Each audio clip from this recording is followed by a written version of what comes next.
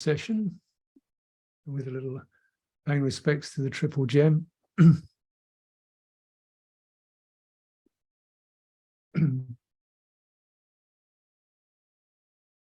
Yoso Bhagavan Samma Sambuddho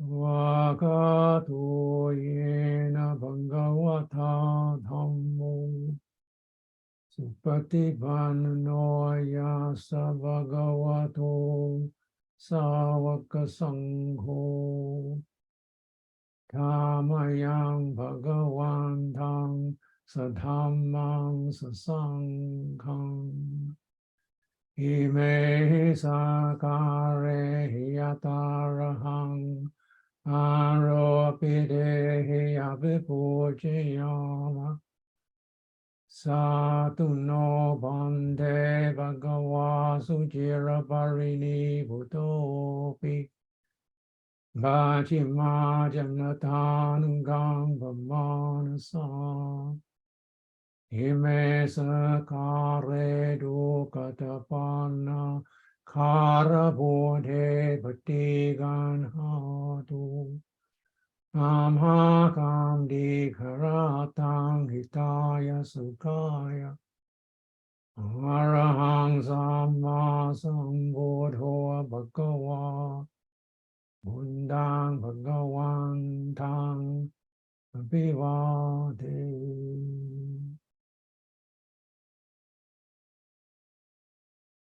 Vakato Bhagavata Dhammo Dhammang Namasami Supatipanno Bhagavato Savaka Sangho Sanghang Namam.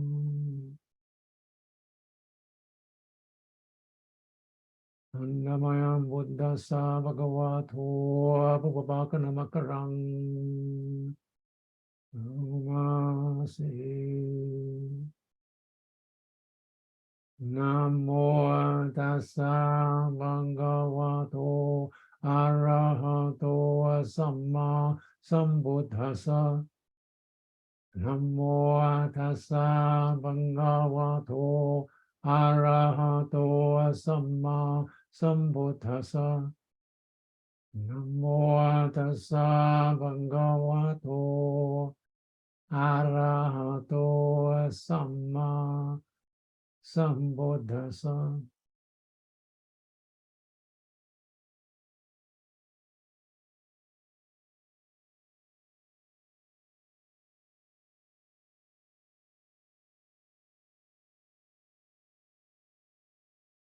Okay, so let's spend some time settling in.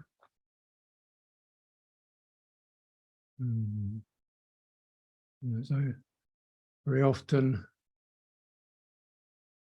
say, the Buddha said there's no possibility for liberation without mindfulness of the body. And this is not just about being aware of particular sensations, but tuning in to the particular energies, features, responses, sensitivities that occur within this living, animated experience, which is the one we know, where our senses, our nerves, and memories are stirring us. And though this we can call this the mind, if the mind in this case is citta, and it's very much embedded in the body's inner sensitivity. But that's just an explanation. Let's go to the direct practice and to recognize when we say mindfulness of body, what does this mean?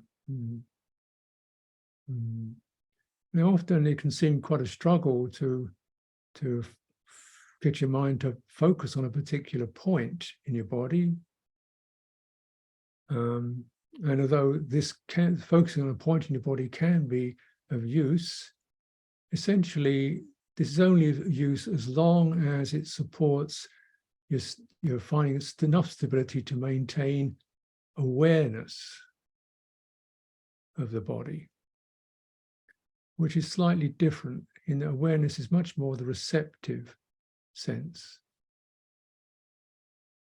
It's not so much a particular target that you aim for. It's a sense almost of returning to, oh, there's this. I know all this. I know a certain sense of solidity. It's called earth element, of warmth. The movements, or the air element, breathing particularly, obviously. I know a sense of cohesion, things stuck together, and the body's not separate bits and pieces, but a whole flow, called the water element. Now, where are these? And when you contemplate it like that, you recognize, oh, that question doesn't make sense. It's everywhere. If I experience my body, I can't say it's just my foot that's solid. No, it's the whole thing has the experience of being, degree of solidity. Some of it's quite hard, some of it's softer, but it's all got a certain, solidity to it. Otherwise, it wouldn't be a body. So then we don't have to focus on a point. It's like everywhere.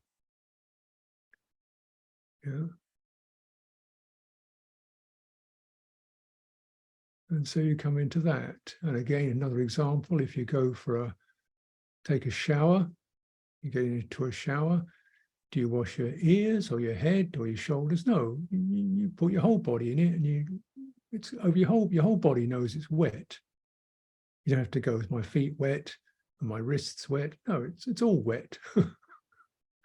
There's that overall sense, and it's helpful because it also adjusts how we pay attention, which is much more like a listening receptivity to the whole thing.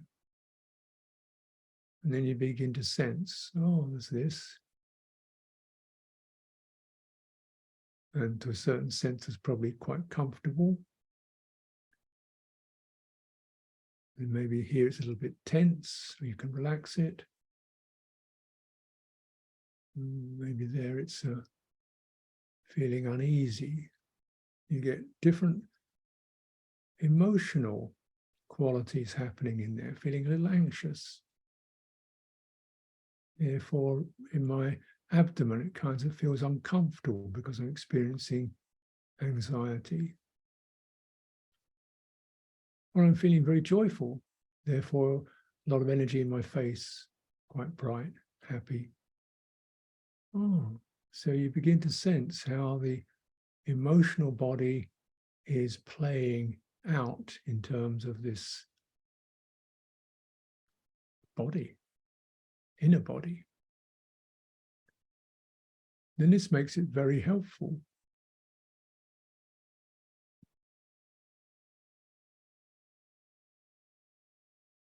And you could also note when there's this uncomfortable sense in my abdomen, anxiety.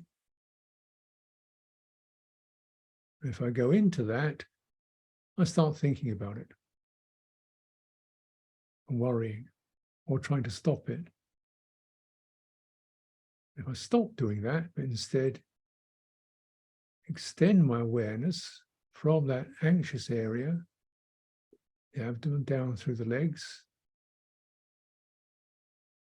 sense of there being ground beneath me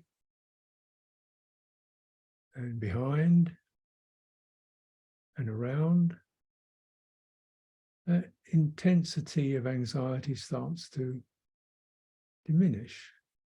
We've kind of enabled a sense of creating or encouraging a certain spaciousness in this embodied condition that allows processes to arise and pass.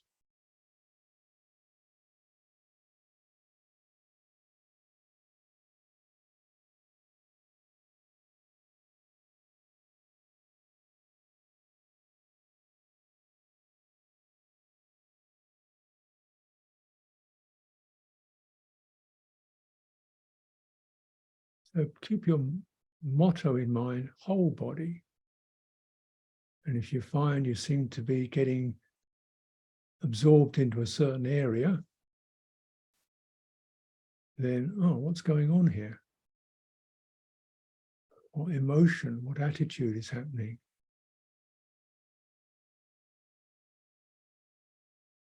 You might find yourselves very much in our foreheads, stuck in the forehead, probably thinking and planning.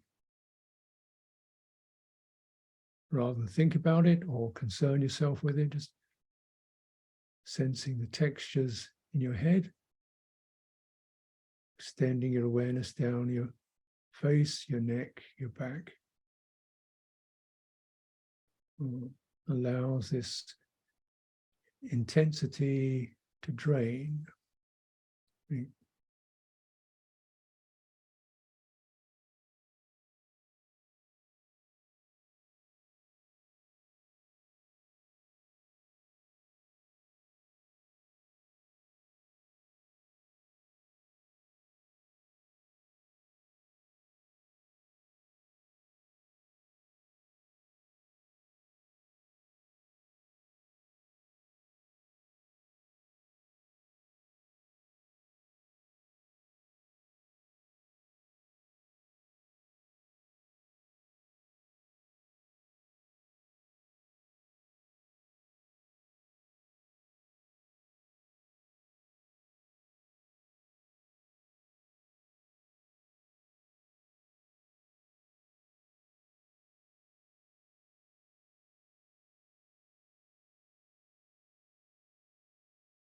Another useful tip to bear in mind in terms of whole body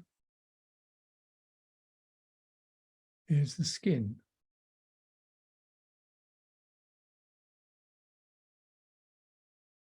The body's own sense organ, specifically related to the body.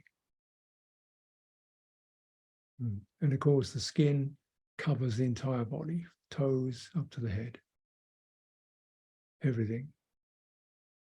And that skin is very sensitive. It's the body's sense organ, much more sensitive than the eye or the ear. Extremely sensitive. Now, if we ask ourselves that where's the edge of my body and what's the space around my body, and is the space around my body, can it be comfortable, peaceful, secure?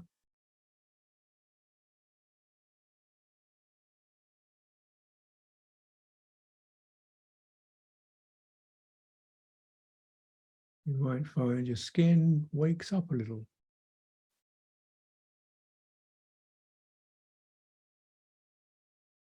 And become very receptive and sensitive.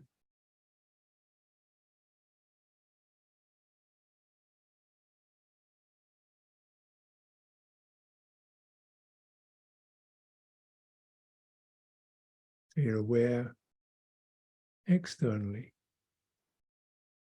Around me, externally, is comfortable or not comfortable.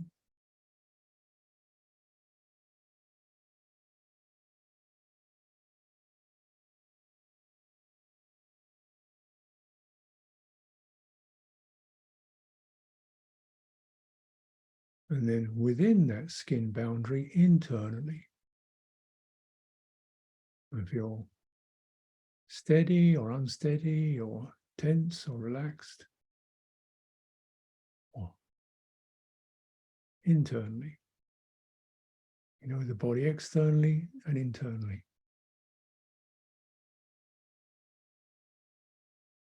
And internally is where we begin to sense how subtle muscles can become hard, they get defensive, tight, hyperactive. The muscles in the face, or the throat, or the fingers. And oh, there's that. And then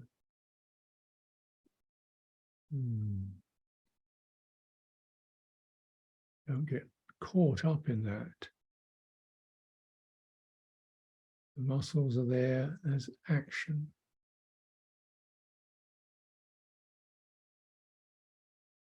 And now we're saying we're just taking a break from action, relaxing habits of an active life, which means we're often on guard. Often the muscles are slightly tense or hard, or we get defensive, we build armor. Instead, relaxing, tuning into the skin, being the space, both alert but not tight, relaxed but not sleepy. This mode is the mode of meditation.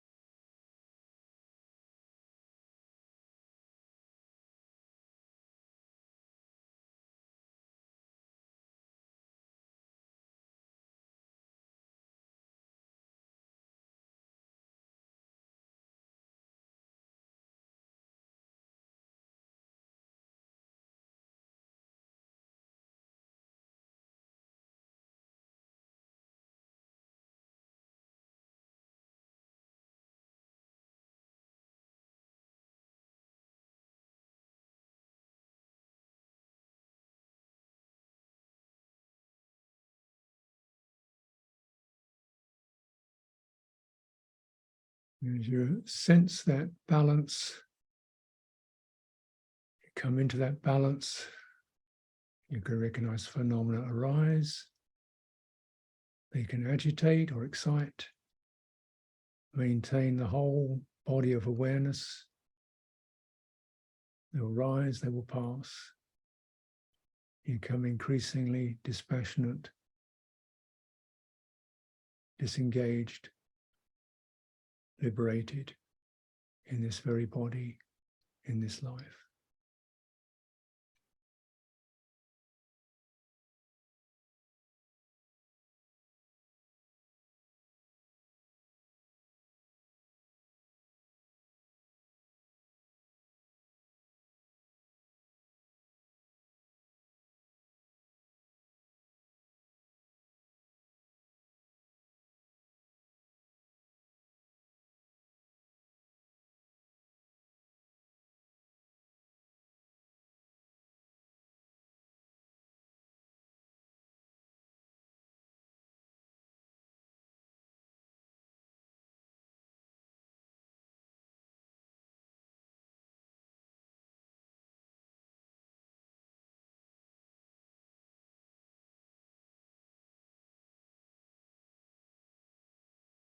So let's move out of that particular mode, and if there's a request and interest, I'll present a Dhamma teaching.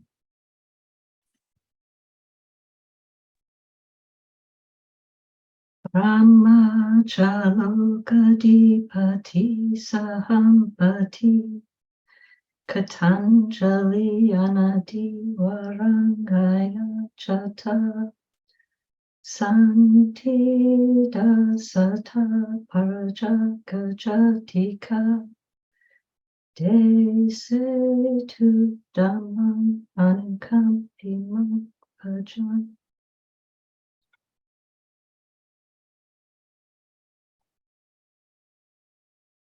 Namo tassa bhagavato arahato samma sambuddhassa. Namo tassa bhagavato arahato samma sambuddhassa. Namo tassa bhagavato arahato samma sambuddhassa. Buddhang dhammang sanghang namasami.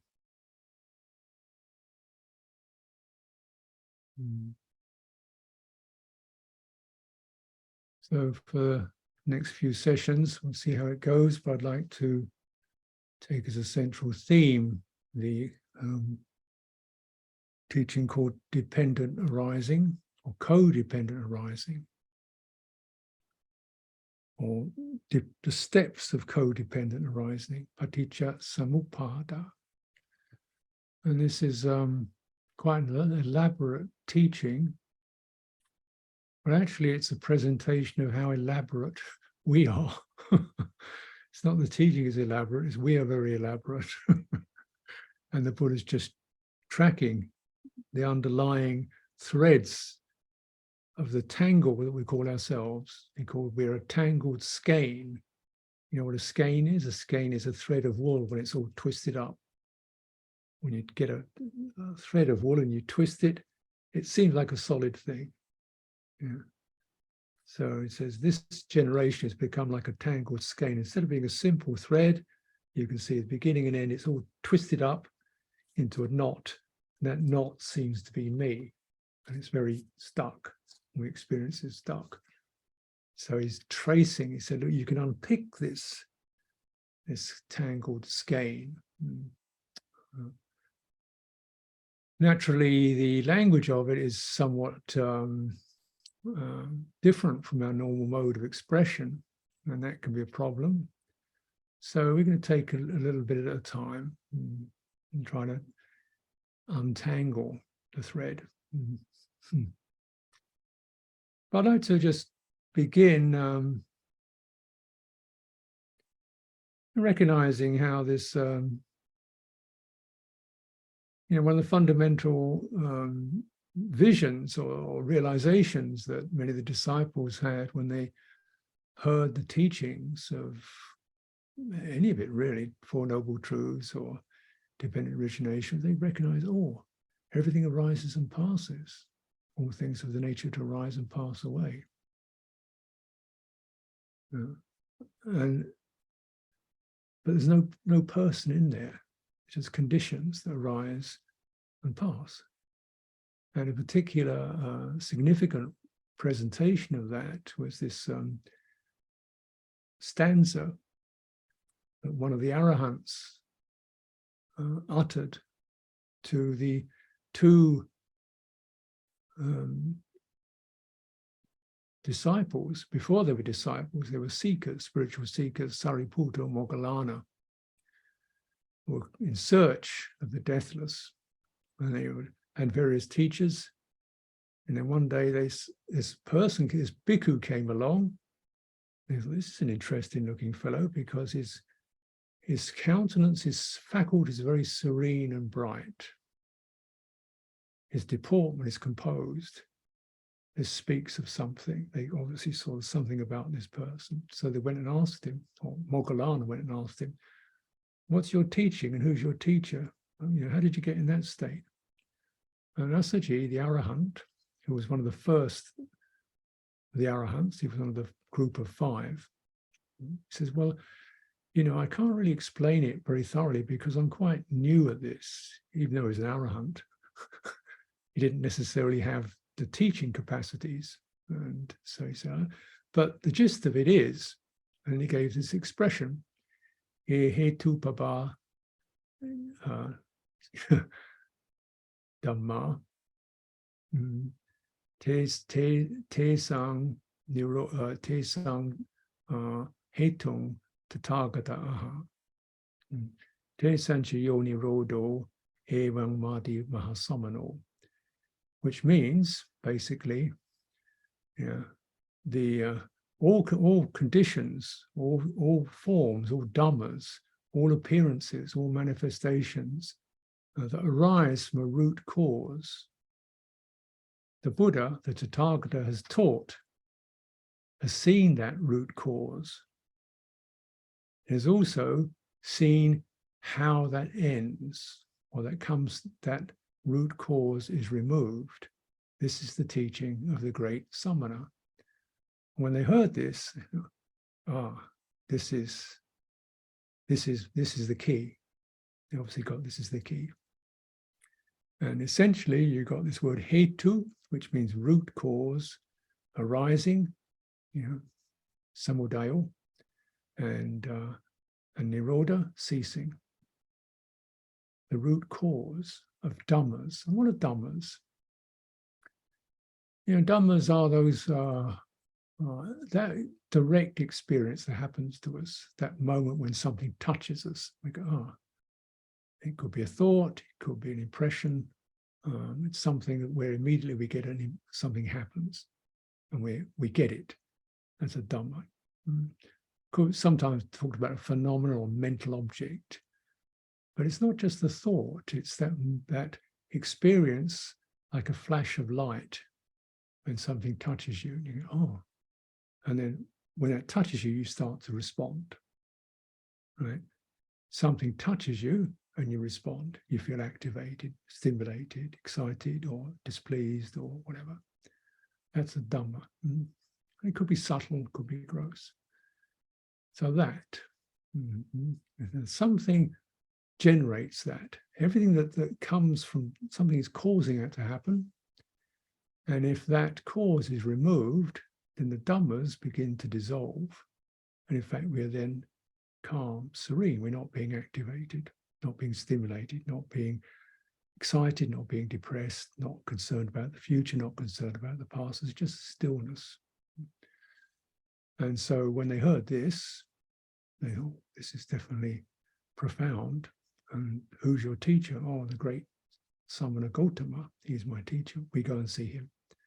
They went to see him, said, please take us on as your disciples. It was that profound.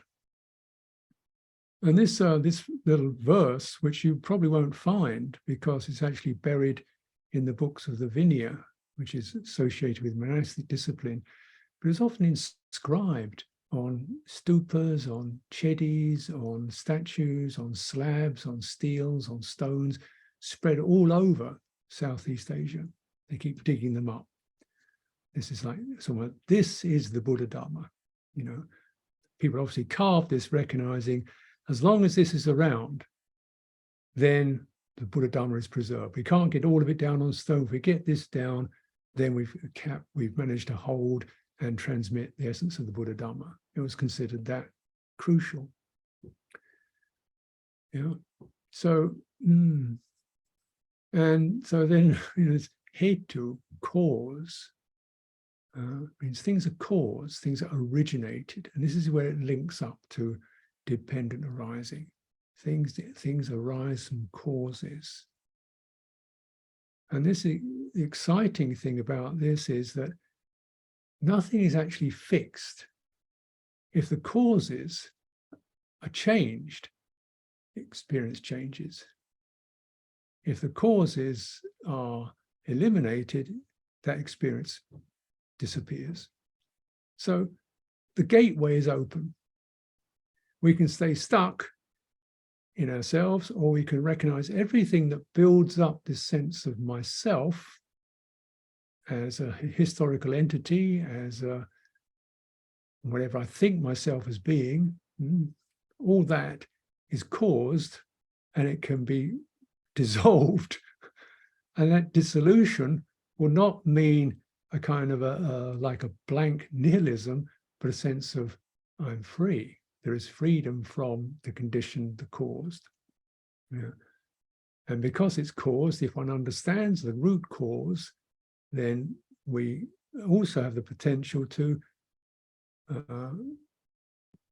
dismantle or disengage from the root cause, which is summed up in the Four Noble Truths as craving.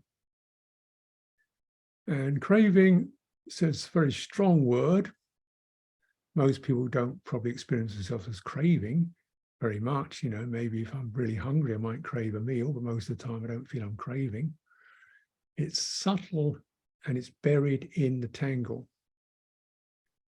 And the different aspects of craving, craving for sense contact, the stimulation that arises from sense contact, which we may not experience very much because we're getting it. We're getting sights and sounds, we're getting our food, we're getting our drink, we're getting, so, and but if that switches off, we may start to feel rather restless, and then we start fantasizing or thinking about something. So our craving then goes into stimulating thoughts of what I could do or should do or will happen to me. So, and then what actually is being craved? What is being craved is certainty.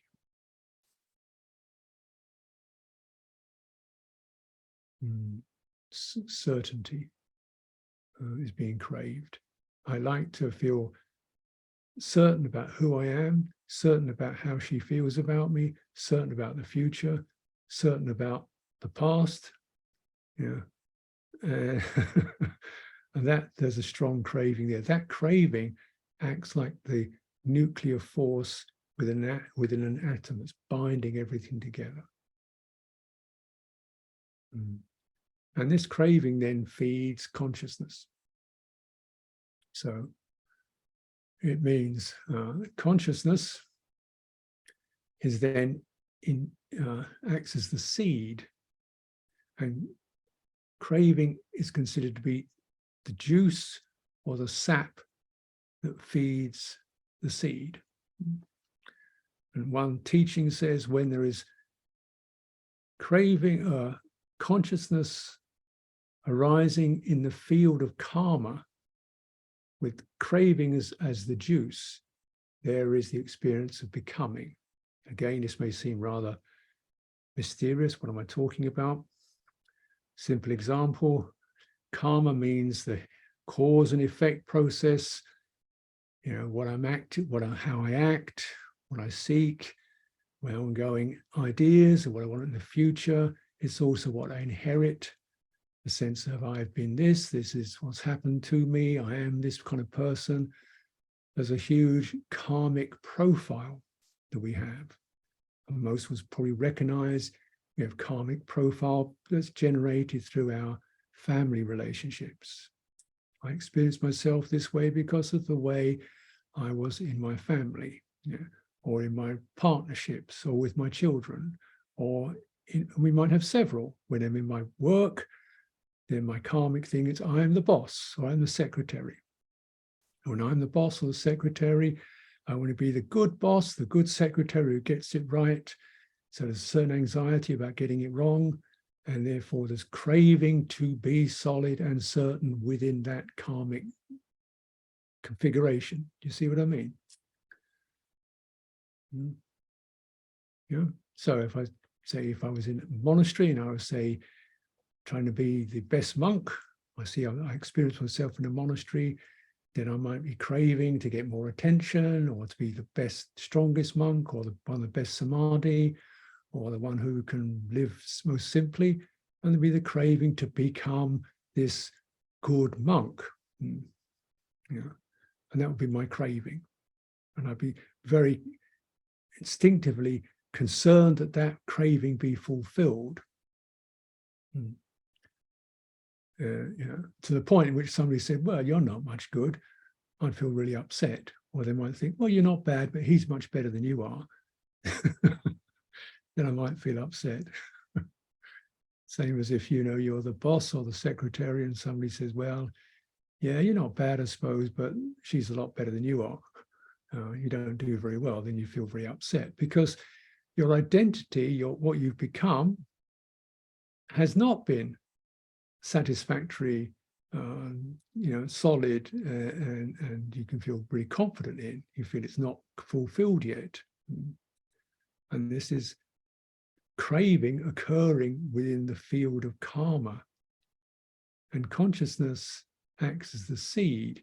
Something in us places our intelligence within a field that's configured by sights, sounds, and mental dispositions, the attributes of consciousness. Now, you know, of which the most powerful, of course, is the mental one. I think myself to be. I think myself to be the secretary, the abbot, whatever, you know. That's what so my thinking mind defines me as that. That's what I define myself as in this particular situation. Yeah. And that's called mental consciousness. Now, mental consciousness infected by craving gives rise to the sense of this person who is the boss, the secretary, the abbot, the teacher. Yeah. And the entire message of craving within consciousness is make me solid, make me secure, make me comfortable, make me free from any distress. I mean, it's an unconscious, not verbal reflex. But you notice when you seem to make a mistake, you feel very critical. Or when people don't trust you or don't give you the positive feedback, you feel insulted or disappointed, or you worry about yourself. We create a self-image. And that creating a self-image is called becoming. Again, these words are not that easy, but in the Pali language, the word is bhava. Bhava, B-H-A-V-A, bhava.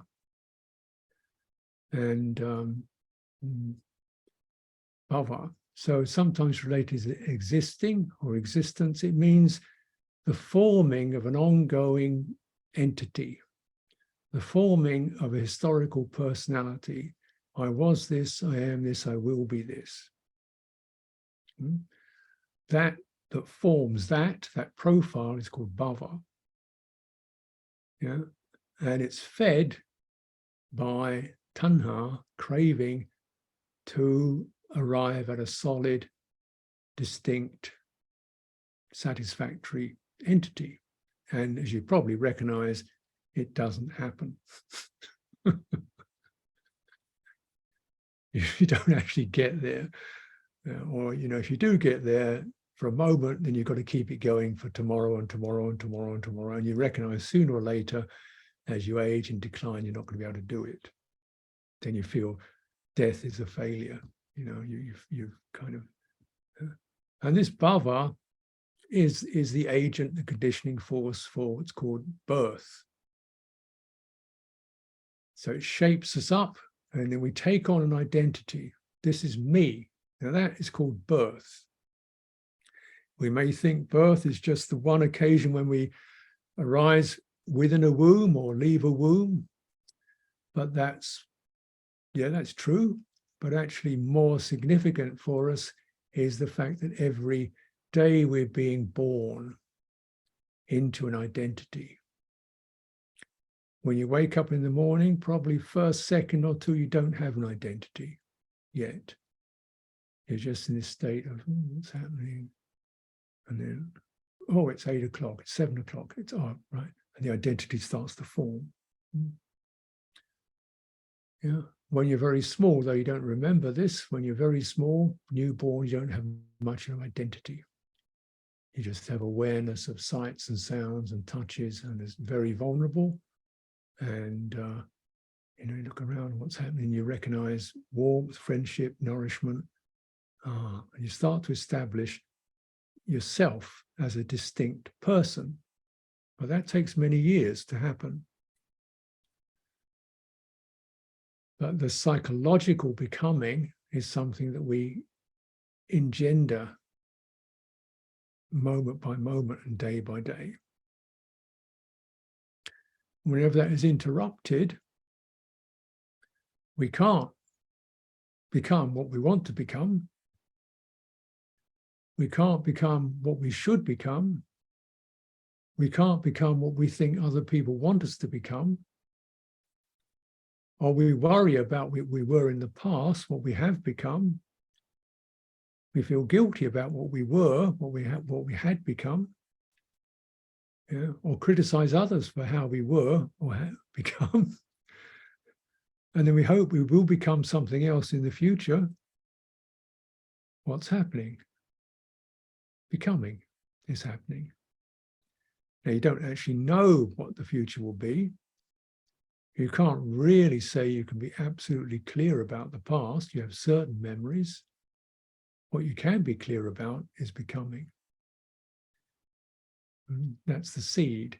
And it's taking its nourishment from craving, the wish to become, and also planted within the field of karma, cause and effect, within the field of events that have happened to me, events that are remembered, events that have consequences. So that seed has been planted in a very rich field where dhammas have been activated. And there are consequences. Now, for example, if we consider, your life, maybe I don't know, you're 30, you're 40, you're 50, you're 60, how much do you remember of that? What do you remember? Washing your hair? Probably not. Yeah. Sweeping the floor? Probably not. What do you remember? You remember the painful bits and the pleasant bits and the bits that were really stimulating and the tragedies and the joys and the love and the aversion. You remember the poignant bits, right? The striking bits. You remember the dhammas that created significant shifts for you. You were deeply moved, you were affected, you were made happy, you were encouraged, you were blamed. So you remember those. Who you were in the past is then really the profile of the dhammas that occurred in your karmic field. Okay, so on account of those encouragements and disappointments and mistakes and pains and joys, because of those, one's attention has been, one's becoming has been steered in a particular way. Because I was not allowed to do this and I was blamed about doing that, I did this instead. Yeah. Or I found I was in conflict. I now remember this person I'm in conflict with. So, and this then becomes myself with the memories. And with a bit of understanding, you recognize, no, it's not that those didn't occur, but a lot of other things occurred I don't even remember. So how true is this as a presentation of myself?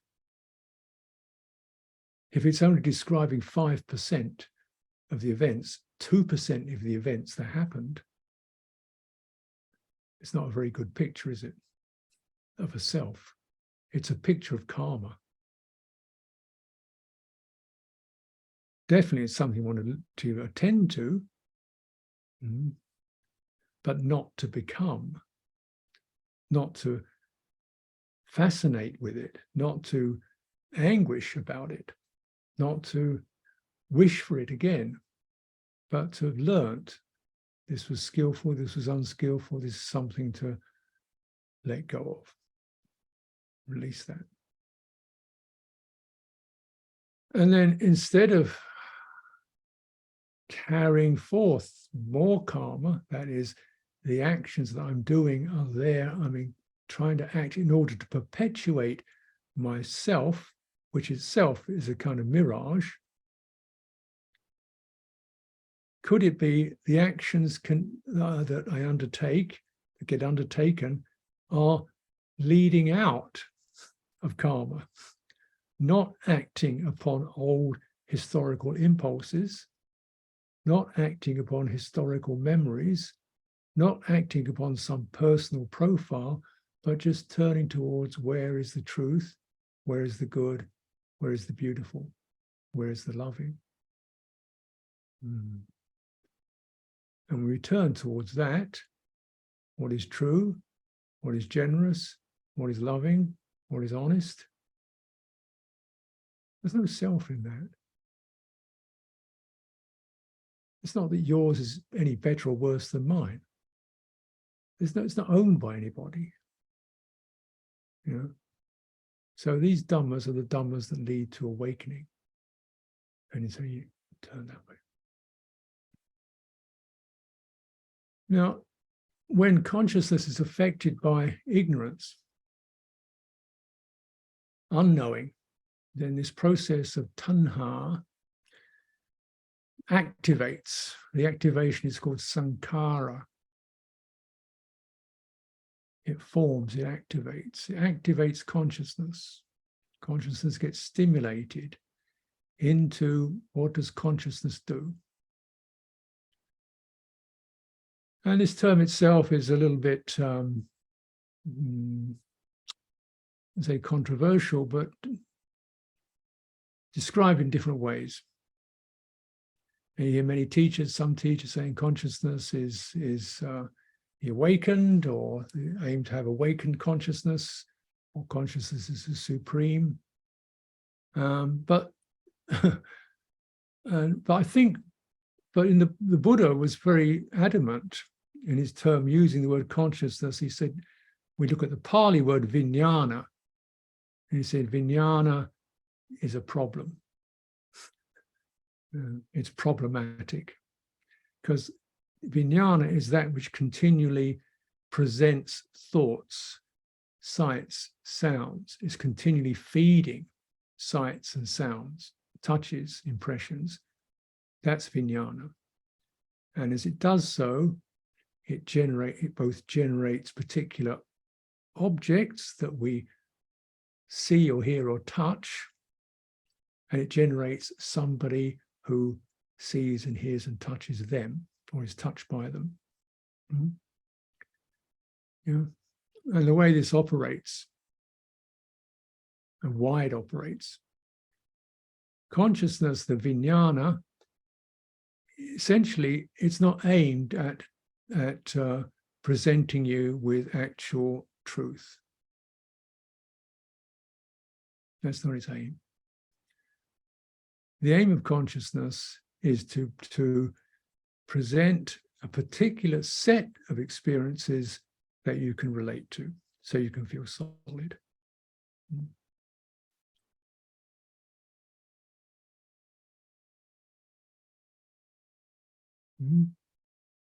So how does this operate? So we have visual consciousness. Visual consciousness just sees light, different degrees of light. Yeah. And so then I am the seer, the one who sees. Now what happens is that the mental consciousness then supervises that and say, well, no, look at that particular object there, and it narrows down to a particular focus. So then we see the door, or the face, or the button, or the screen, or the clock. That. So mental consciousness then formulates consciousness into a very object-defining mode. Okay. And when it does so, the rest of the visual field disappears or blurs out. Okay? Does that make sense to you? Do you agree with it? So it's not presenting you with, it's presenting you with only certain things. And why those things? Why does it present you with the door? Because you want to get out. Why does it present you with the clock? Because you want to know what time it is. Why does it present you with the button? Because you want to switch something on. Right? So there's an intention there that's pushing to find something that fulfills your wishes. right? Or make sure everything's okay. The door's locked, I'm fine, I'm safe. Clock is fine, I'm not late, okay, I'm safe. It supports your wishes, so it's providing you with pieces of information that supports your wishes. It's not telling you the truth, it's telling the truth you want to hear. Right? Mm-hmm.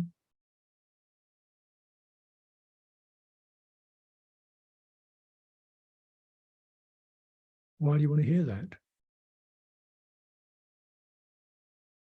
Because you want to feel comfortable and steady. Do you think these things will do it for you? They won't, will they? The clock, the door, the button is not going to make you, it's going to make you feel safe for about 2 seconds. Comfortable for 2 seconds. You know you're not late, that's okay. And then, oh, have I forgotten to switch that off? The next thing comes up. So then you go into the mind consciousness. Let me think. So you go there. Make sure everything's okay. So it moves around. And consciousness is presenting particular pieces of information to make you feel solid, safe, secure. That's not bad. It just doesn't work.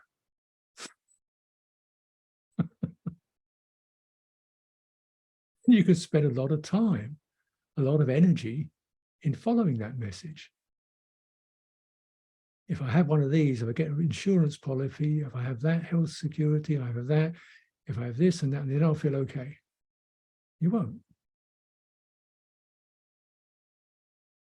You want something else. It doesn't work. And you become the busy person seeking your wishes, seeking fulfillment. That's what you become. You get shaped into a desire form. You start with desire, craving, you put it into consciousness. Consciousness presents objects that fascinate, that attract, that activate. You follow that as karma, and you become that person. And that person is an illusion, and it's never satisfied. So mind consciousness supervises the other consciousnesses. So, for example, if we're touching, most of the time we're probably not aware of skin at all. Maybe just the feet on the floor or the hands touching something. So you only get a little bit, just that which is necessary to fulfill your wishes. And then in that, we miss 85% of the rest of it. Right? And the more you get embedded in your wishes, which cannot be fulfilled, the more you lose the big picture, which is changing. And the challenging thing is to recognize it in that big picture of things that are not sure, not certain, where I don't become, I can't become what I wish. If I'm stabilized by the body, that's okay. That's okay. I'm not that. I don't need to be that. What a relief. So this is like all of the Buddha's teaching. He only presents a problem if there's a solution to it. So this dependent arising isn't supposed to be a kind of a final wretched statement, but there's arising and there's also passing, the nirodha. And the nirodha is when we're no longer fascinated by thoughts, sights, sounds, touches. We no longer expect them to be fulfilling, satisfying. When we're not believing in the self-images, the ideas, the memories we have. When we're no longer fighting against and resisting and having aversion, which is the contradictory craving, I don't want to be that. We're fighting to get rid of our memories, which is another form of craving. You know, if all that action can cease, if the mind can be encouraged to stop creating all this stuff, if consciousness can cease creating all this stuff, there's the possibility for peace and freedom. And that's the presentation. And it's not, so the Buddha's gone into it in some depth. And as we look into this more fully, we can begin to recognize very clearly the Buddha's presenting, okay, well, look at that particular detail. Notice that's how it's formed. Notice that particular piece. So you can get attention to particular knots in this skein that you can, that. You can get some angles on. But for now, recognize consciousness is what? Now, in this sense, the original sense, or the way it's originally poised, consciousness is not chitta, some kind of awareness, which we call awareness, right? Because you can be aware of consciousness. You can notice you're seeing, you can be aware of that, but that awareness is not vijnana, that's chitta.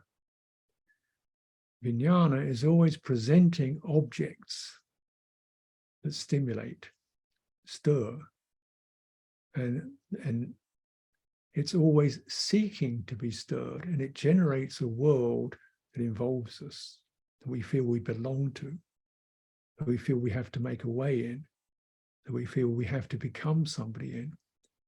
And what would become in that is aging, sickness, death, and suffering. And there's a way out.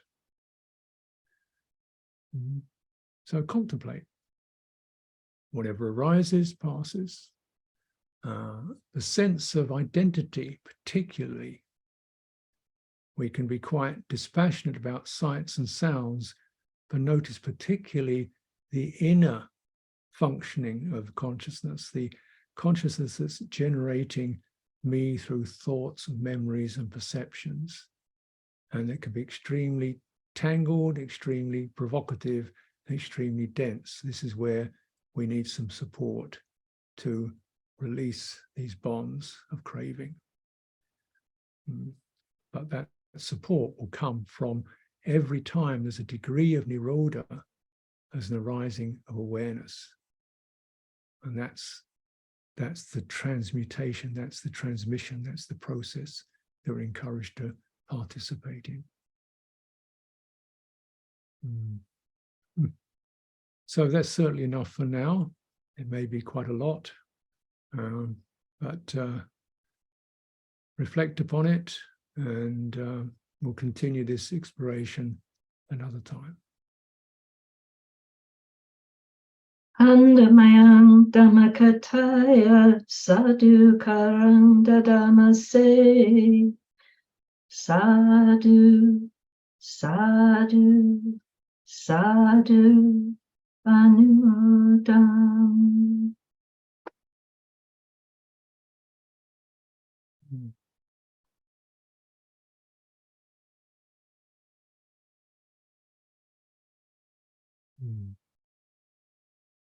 So thank you for your time and attention, and let's get back another time. I've just finished my self-retreat, so now I have a bit more engagement, and I hope to see you in a few weeks' time. Take good care.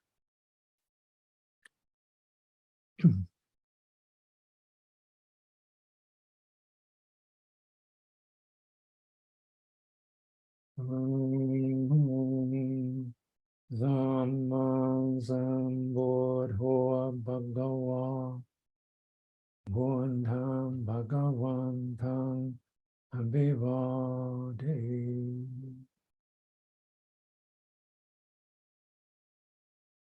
Svakato Bhagavata Dhammo Dhammang Namasami. Supatipanno bhagavato sāvaka sangho sanghang namami.